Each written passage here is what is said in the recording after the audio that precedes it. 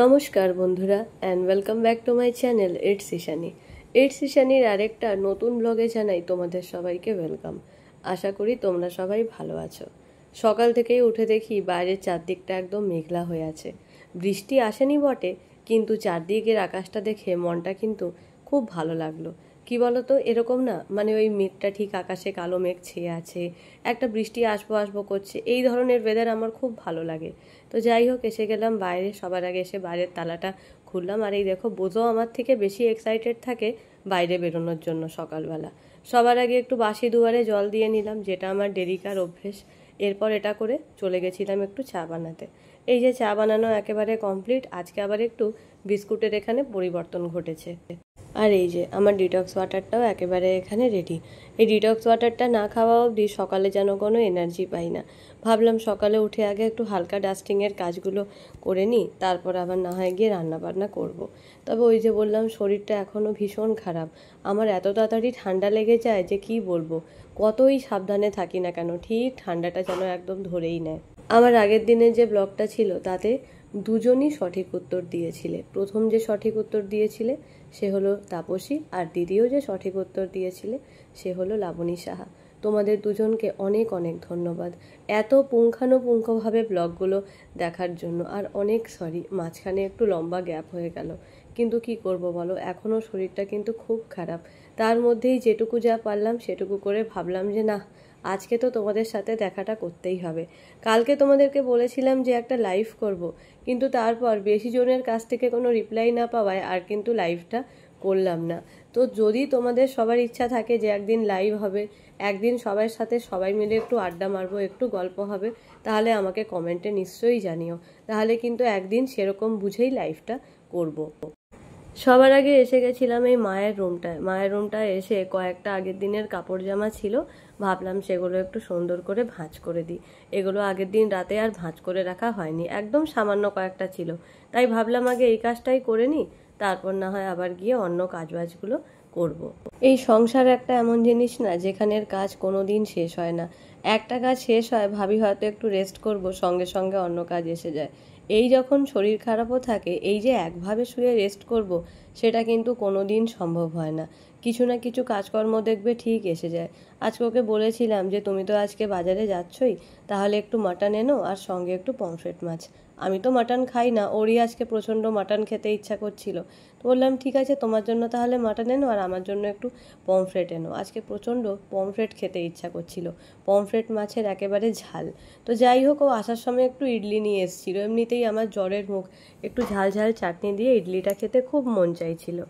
আজ আবার একটা গন্ডগোল করে ফেলেছি। কি হয়েছে বলো তো, আজকে ডিটক্স ওয়াটারটা ওভেনে বসানোই ছিল, আমি আবার টিফিনটা আজকে আগে করে নিয়েছি, তারপর আজকে ডিটক্স ওয়াটার খেয়েছি। এই দেখো, এই ঘরে এসে যেই একটু জানলার পর্দাটা সরালাম, ওদিকে একটা জেসিবি এসছিল। ওদেরকে বলছিলাম দেখ, উঠে দেখ ওদিকে কি এসছে। ও আবার একদম বাধ্য ছেলের মতো উঠে নিয়ে চেক করছিল যে ওদিকে কি এসছে। আর তারপর ডিটক্স ওয়াটারটা আজকে খাচ্ছিলাম। এই ডিটক্স ওয়াটারটা খাওয়া কিন্তু স্বাস্থ্যের পক্ষে খুব ভালো। তোমরা যদি কেউ না খেয়ে থাকো, আমি তো বলবো এখন থেকে এটা খালি পেটে খাবার অভ্যাস করো, খুব উপকার পাবে। তো যাই হোক, এখানে ব্ল্যাঙ্কেটগুলো একেবারে সুন্দর করে পাট করে নিচ্ছিলাম। খুব তাড়াতাড়ি ভেবেছি কিছু কমফোর্টার কিনবো। কি বলো তো, দেখবে এই ব্ল্যাঙ্কেটের জায়গায় যদি কমফোর্টার ইউজ করা হয় সেটাও কিন্তু খুব ভালো। এমনিতে এগুলো কিন্তু এসি ব্ল্যাঙ্কেট, এগুলো কিন্তু সেই নর্মাল মানে কম্বলগুলো নয় যেগুলো আমরা শীতকালে ব্যবহার করি। এগুলো এমনিতে যখন এসি চালানো হয় বা ধরো একটু হালকা ঠান্ডা, সেগুলোর জন্য এগুলোই ব্যবহার করা হয়। তবে আজকাল দেখেছি মার্কেটে খুব সুন্দর সুন্দর কমফোর্টার বেরিয়েছে, ভেবেছি যে কিছু কমফোর্টারও কিনে নিয়ে আসবো। খুব রিসেন্টলি আবার কিন্তু কিছু চাদর আনতে চলেছি, তোমাদের সঙ্গে কিছু চাদরের কালেকশন কিন্তু শেয়ার করব। আর কিছু নাইটিও আনতে চলেছি, সেগুলোর কালেকশন কিন্তু শেয়ার করব। যাই হোক, দেখো বাসি বিছনাটা আগে সুন্দর করে ঝেড়ে দিচ্ছি। আর খাটের যে ওদিকে দেখছো না, ওটা হচ্ছে সেই আমার আগের ফোনটা, যেটা দিয়ে আমি আগে ব্লগ শ্যুট করতাম। এখন কি করি বলো তো, এখন এই ফোনটা দিয়ে ব্লগ শ্যুট করি, এডিটিং করি। বাকি সময় আর এই ফোনটায় হাত দিই না, কারণ এই ফোনটা তো একটু দামি ফোন। সত্যি বলতে সব সময় এটা আমি ব্যবহার করি না, খুব ভয় লাগে, মনে হয় কখন হাত থেকে পড়ে যাবে, কখন কি হয়ে যাবে। আর আমি কি বলো তো, খুব দরকার না হলে না, আমার একগাদা টাকা পয়সা খরচ করে মানে ওই লোক দেখানোর জন্য একটা কোনো জিনিস কিনতে একদম একদম ইচ্ছা করে না। এই ফোনটা মানে আমি এখন যেটায় ব্লগ শ্যুট করছি, এটা আমি একমাত্র কিন্তু কিনেছিলাম ব্লগেরই জন্য। আমি এখন অবধি কিন্তু আমার ওই আগের ফোনটাই ব্যবহার করি সব সময়। এই ফোনটা শুধুমাত্র শ্যুট করার জন্য, বা ধরো আমি এডিটিং করছি বা কোনো ফটো তুলছি, জাস্ট ওই সমস্ত কারণের জন্য ব্যবহার করি। তো যাই হোক, আজকে ভাবলাম এই ওয়ার্ড্রোবটা একটু সুন্দর করে মুছে দিই। বেশ কয়েকদিন হলো ওয়ার্ড্রোবটা কিন্তু সুন্দর করে একদম মোছা হচ্ছিল না। জানো তো, কবে থেকে অপেক্ষা করছি যে কবে ভাদ্র মাসটা আসবে আর শাড়িগুলো ছাদে দেব, মানে রোদে দেব। সেই লাস্ট আগের বছর ছাদে দিয়েছিলাম, তারপর থেকে সেই ওরকম ওগুলো ভাঁজ করে আলমারিতে তোলা আছে, আর একবারও ওগুলো বের করা হয়নি। আমি খুব একটা ভালো শাড়ি পরতে পারি না। কি বলো তো, যখন মনে করো স্কুলেও যাই তখন এমনি সালোয়ার পরে যাই, বা ধরো কুর্তি লেগিংস ওড়না নিয়ে গেলাম, সেটা আলাদা ব্যাপার। কিন্তু যেহেতু নিজে খুব ভালো করে শাড়ি পরতে পারি না, তাই কিন্তু শাড়িটা পরে যাওয়া হয় না। হ্যাঁ, কাজ চালানোর মতো করে শাড়ি অবশ্যই পরতে পারি, সেটা না যে পারি না, কিন্তু ওই এক একজন এত সুন্দর করে শাড়ি পরে আর্ট করে, ঠিক ওরকম করে পরা হয় না।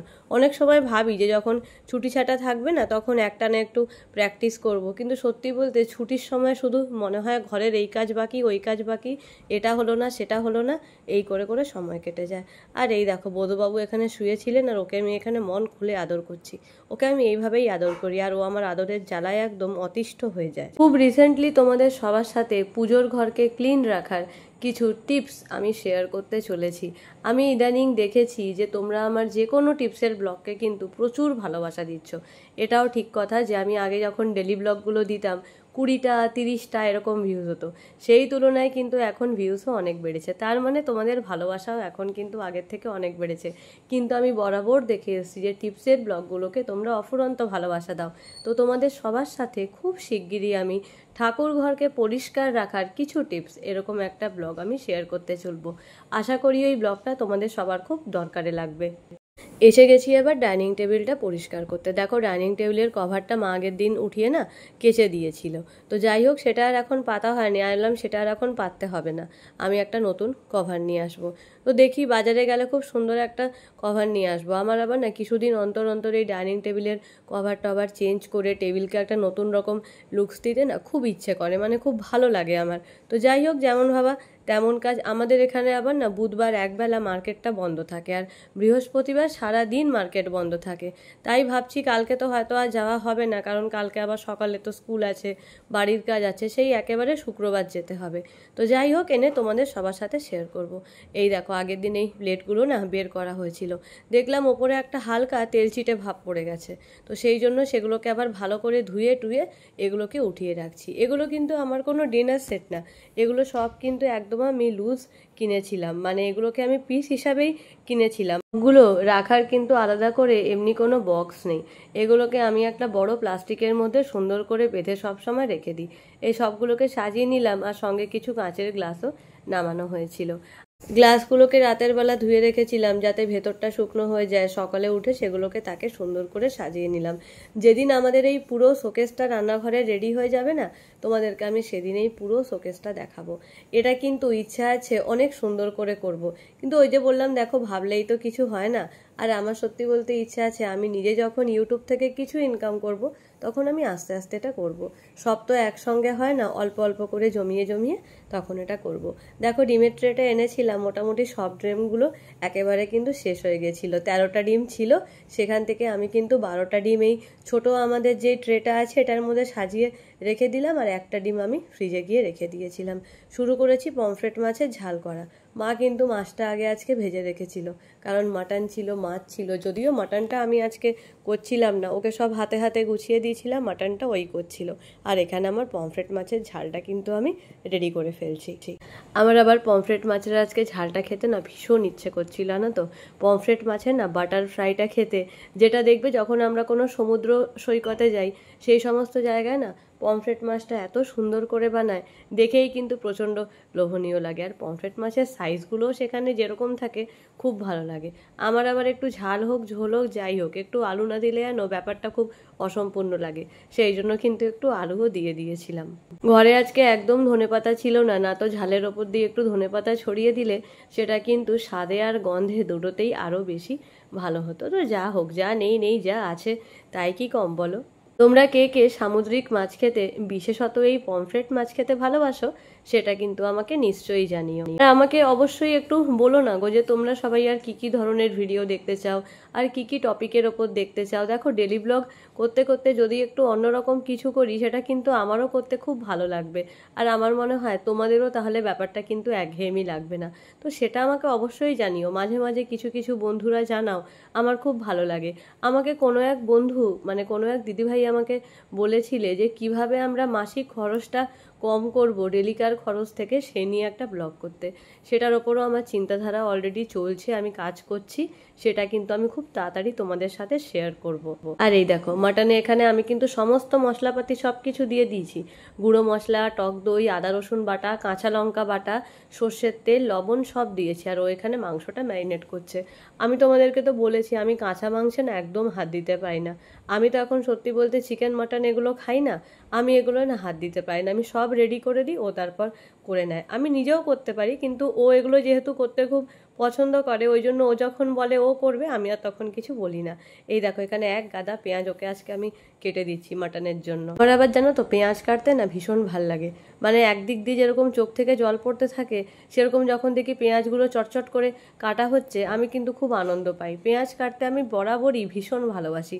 তোমরা কে কে কোন কোন তরকারি কাটতে পছন্দ করো, আর কে কে কোন কোন তরকারি কাটতে একদম ভালোবাসো না, অবশ্যই জানিও। আমার আবার রসুন ছাড়াতে কিন্তু ভীষণ বিরক্ত লাগে, যদি আবার সেই রসুনটা একটু ছোট করার হয়, মনে হয় যেন জীবনটা একদম শেষ হয়ে গেল।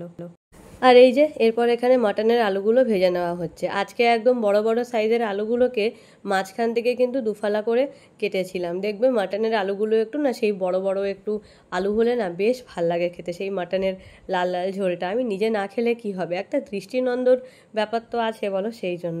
তো যাই হোক, ও এখানে আলুটা ভেজে নিচ্ছে। এই হাতে হাতে কিন্তু জোগাড় করে দেওয়াটাও একটা অনেক বড় কাজ, তাই না বলো? এই যে কোনো রান্নায় দেখবে যদি একটু হাতে হাতে জোগাড়টা পাওয়া যায়, তাহলে মনে হয় যেন রান্নার অর্ধেকটা কাজ হয়ে গেল। তো যাই হোক, আমার এই ব্লগটা কিন্তু এবার একদম শেষের দিকে। এবার আমি করে ফেলছি আজকের প্রশ্ন। আজকের প্রশ্নটা একটু অন্যরকম। আজকের প্রশ্নটা হলো, বলো তো, বোঝো আজকে কি রঙের বল দিয়ে খেলা করছিল? প্রশ্নটা আরেকবার বলছি, বোঝো আজকে কি রঙের বল দিয়ে খেলা করছিল? যারা প্রথম 5জন সঠিক উত্তর দেবে, তাদের নাম আমি আমার নেক্সট ব্লগে নিশ্চয়ই নেব। আশা করছি সহজ লাগলো প্রশ্নটা। যারা ব্লগটা ভালো করে দেখছো, তারা নিশ্চয়ই উত্তর দিতে পারবে।